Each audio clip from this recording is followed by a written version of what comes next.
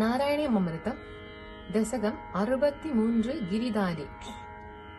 இந்திரன் நாணையால் பிரளயமேகம் பேய்மழை பொழிய பிருந்தாவனம் வெள்ளமடுவென மாறிட இடிமன்னல் வெருட்டிட நின்னை சரணடைந்த ஆய கொக்க கோவர்தனகிரியையே நின்னின் விரலால் குடையென பிடித்து காத்தருளியே பசுபதியே.